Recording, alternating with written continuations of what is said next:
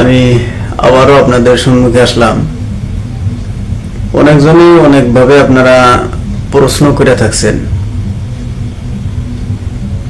কার প্রশ্ন কিভাবে জবাব দেব সেটাই দিশা হইতেছি না। তো একসঙ্গে দেওয়া যদি নাও যায়, কিছু কিছু করে আর কি, ধরেন আমি লিপিবদ্ধ করছি অথবা কিতাবের থেকে। প্রথম ভাই যেটা প্রশ্ন করছিলেন যে সিংহ যে আছে, এই সিংহ যদি কোনো মানুষের স্বপ্ন দেখে, তার ব্যাখ্যা হইতেছে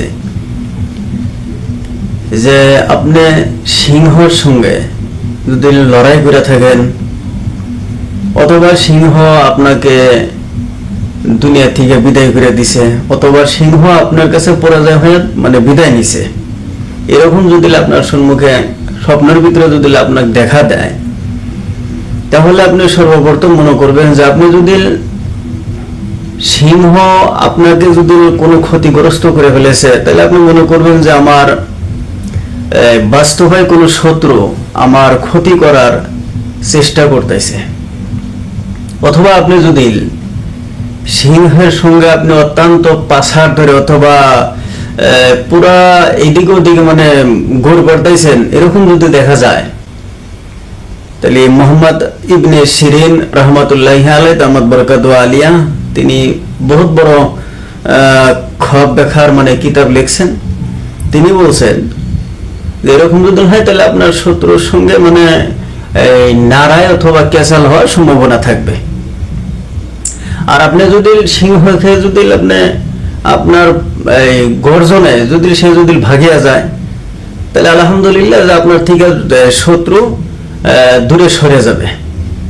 2 নম্বর হলো যে কোনো মানুষ যদি কোরআন সামনে দেখে, কোরআন পড়তেছেন, অথবা আপনি কোরআন পড়বেন বিলা কোনো আয়োজন করতেছেন, এরকম দেখা যায়, তাহলে কিতাব লেখকে যেরকম লিখছে এরকম ভাবে বোঝাইতেছে যে না, এটা দিলে ভালো স্বপন।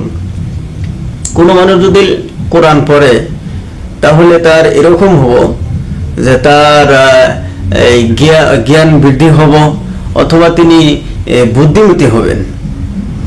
3 নম্বর হইতেছে যে কোনো মানুষ যদি ফুল স্বপ্ন দেখে, ফুল যদি স্বপ্ন দেখে, তাহলে তাহার হবো যে ধরেন যে এই ফুলটা নিয়ে যদি কোনো দোস্তরে যদি স্বপ্নের মধ্যে দিয়া থাকেন, তাহলে আপনার এরকম হবো যে আপনার বন্ধুত্ব অথবা দোস্ত যেটা ছিলেন সেটা আলাদা হয়ে যাব, পৃথক হয়ে যাব।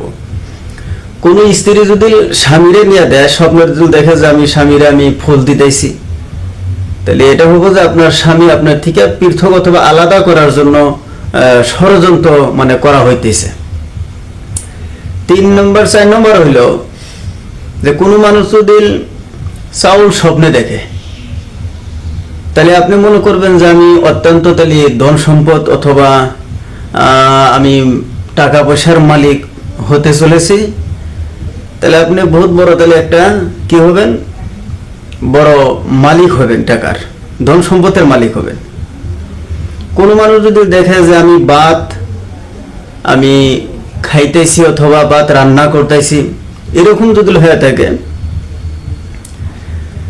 তাহলে আপনার ধরেন যে আপনার সামনের দিনে আপনি যেগুলো বস্তু আশা করছেন যে আমি এই বস্তুটা পূর্ণ করবো, আমি এই বস্তুটা হাসিল করবো, তাহলে সেই বস্তুটা আপনার কি সামনে যায়, তাহলে আপনার কি হবো, আশা করার সম্ভাবনা হবো। কোনো মানুষ যদি হুদহুদ পাখি দেখে, হুদহুদ পাখি তো সবাই জানি আমরা, এই হুদহুদ পাখি যদি কোনো মানুষ যদি স্বপ্নতে যদি দেখে, সে এরকম একটা হবো যে কোনো শত্রুর কাছে থেকে বড় হাতিয়ার আপনি অবলম্বন করতেছেন, অথবা শেষ বস্তুটা আপনি নেওয়ার জন্য চেষ্টা করতেছেন। ইসলামের বহুত ফায়দা হবে, এই জন্য আপনি বহুত বড় একটা বস্তু হাসিল করার চেষ্টা করতেছেন। তা আমার ভাইয়েরা, আপনারা সবাই অল্প অল্প করে কমেন্ট লিখবেন, যেন আমি দিশা জানি পাই আর আপনাকে জানি বোঝাইতে জানি পারি। আর আমার যে ভাইয়েরা এখন পর্যন্ত সাবস্ক্রাইব অথবা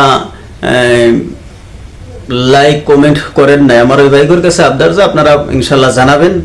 এমন কোনো মানুষ নাই যে স্বপ্নে তারা কোনো কিছু দেখে না, এরকম স্বপ্ন পড়াই মানুষই আমরা দেখি তো এই বস্তুগুলো আমার অত্যন্ত দরকার। তো আমরা চেষ্টা করবো ইনশাল্লাহ কমেন্টের মাঝখানে আমরা জানাবার জন্য। আমি ইনশাল্লাহ যথাসম্ভব ইনশাল্লাহ আমি আপনাদের জবাব দিব। খোদা হাফিজ।